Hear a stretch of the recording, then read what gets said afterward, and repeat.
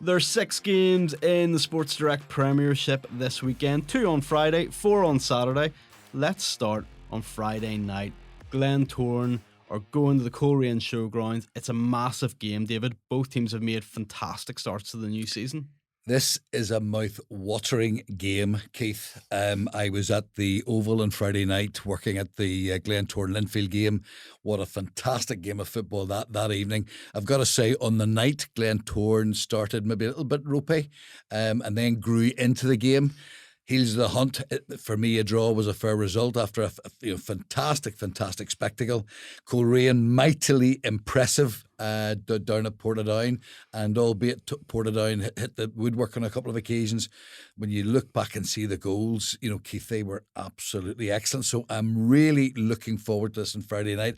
I've got to say that Coleraine at this moment in time have been the standout team that I've watched, and I would put them down, as I say, for a victory on Friday evening. You were at the Oval on Friday night, David. It was a good performance from Glentoran, even though it was a 1-1 draw against Linfield. Yeah, as I say, that Glentoran started actually very nervy, and particularly at the back where I was sort of seated, you were very much up close and personal. But after they scored, they grew into the game, and Hoban was absolutely outstanding. What a class act that man is, and I've got to say, young Jenkins also really dovetailed so very, very well together. So after there was understandable nerves. The crowd was massive. The atmosphere was electric. It was really, really good. But I've got to say, Glentoran they have set a marker. Now, they weren't better. They didn't deserve to win in the night. I'll give you a little funny story. Paul Lehman and I were working together, and near the end you had Linfield hitting the bar, then Jordan from I'm trying to think who it was, Young Brown, I think it was, and then Glentoran went up the other end. Jenkins has a great opportunity. Thankfully for those of us who were sitting on the fence, Mr. Beacom, you never sit on the fence. It was a draw, but Glentoran certainly were impressive. So they will go down there in good form. Their start has been excellent under Declan. But I'm just wondering how long Big Rory is going to keep telling us off for saying how good his team is and that they're title contenders, because the game at Portadown, they really stamped their mark, and the difference between full time and part time was there, but the difference in quality was also very evident. Stephen, what are your thoughts on the Coleraine Glentoran game? Massive match? Massive. Absolutely brilliant game to look forward to.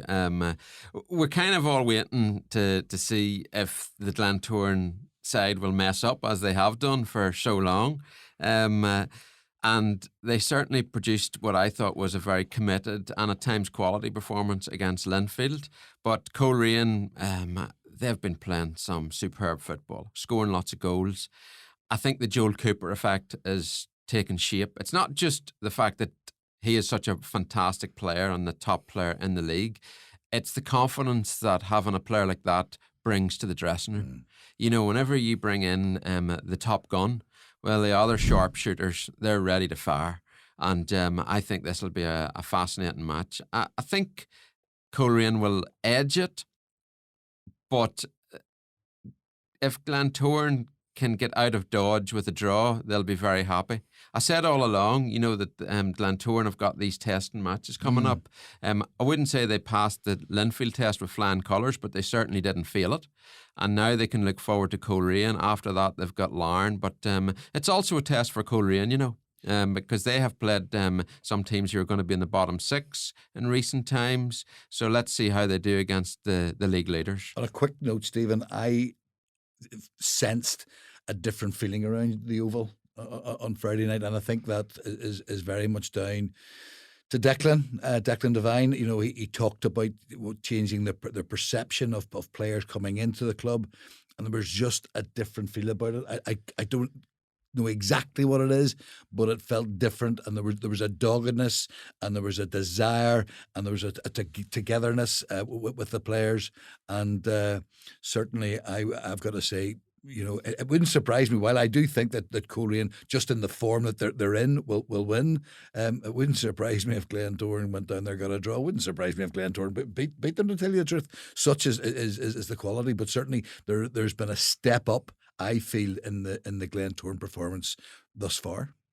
Also on Friday night, Portadown against Bangor, Stephen. Bangor have done pretty well. They were on their way to victory on Saturday before the game was abandoned due to Paul Heatley's serious injury, and we wish Paul all the best. Portadown struggled in the last couple of weeks. Yeah, well, they were always going to find it difficult against a Coleraine team. Once Coleraine scored first, the Ports were going to be up against it. But Niall Curry will look at this match thinking, right, then let's get 3 points here, boys. Let's get back on the road. Bangor, you could argue they were unlucky against Carrick because they were leading, and I echo your sentiments about Paul Heatley, one of the all-time greats in the Irish League, and we wish him well. Personally, I think the right decision was made, to call off that match. I know there's been a lot of debate about it. I know NIFL said that they were shocked by the decision by the referee, but, it's sometimes you need the wisdom of Solomon in these sort of situations, but I would back the referee on this one.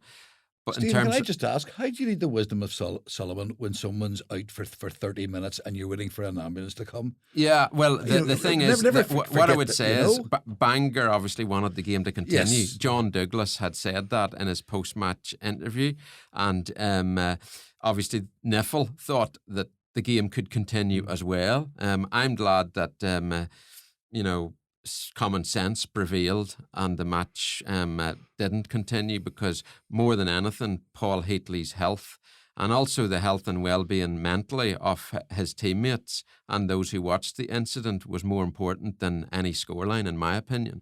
But yeah, it was a decision that had to be made, and I'm certain it was a very, very tricky decision for the officials, and that's what I meant by the wisdom of Solomon. And I know referees have been criticised in recent times, but I thought this was the right call to make. In terms of a prediction, I think Bangor will be fired up, given that they thought they've maybe lost 3 points at Carrick, but I still think Portadown will just edge it. So I would go for Portadown to win that one 2-1.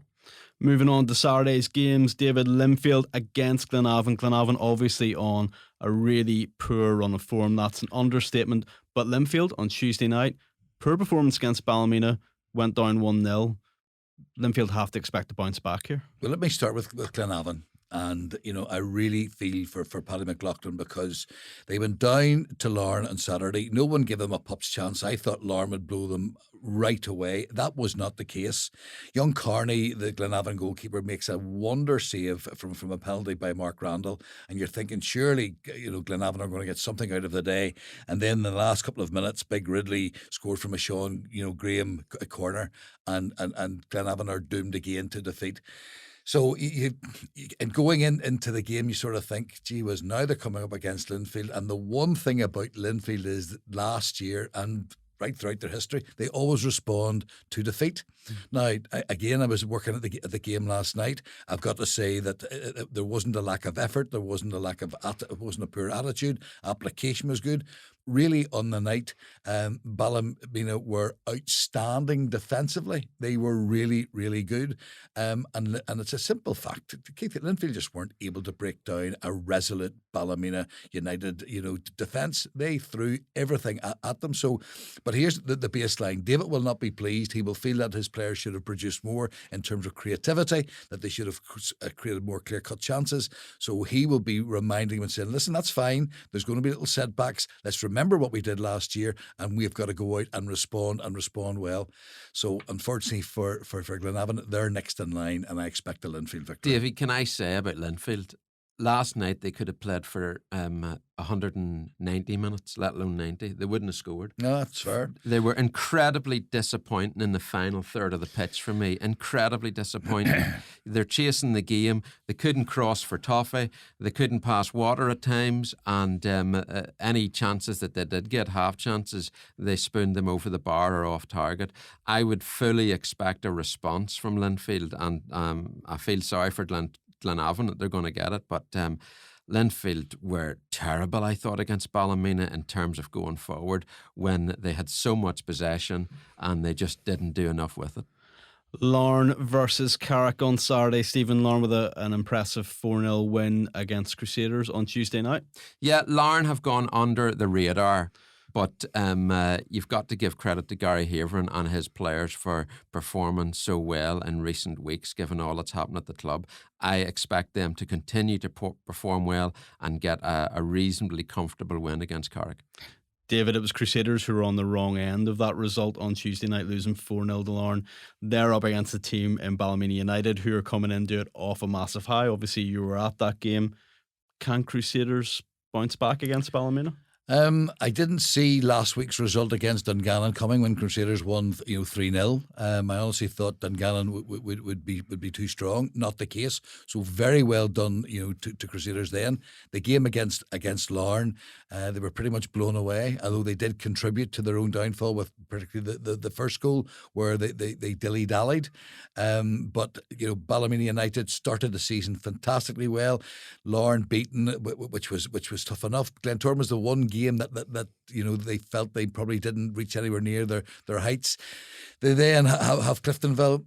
Cruel game, certainly well done to Cliftonville on the day, but it was from a Ballymena United perspective, a draw would have been a fair result in my book, because I was at that match. But the performance against Linfield was mightily impressive.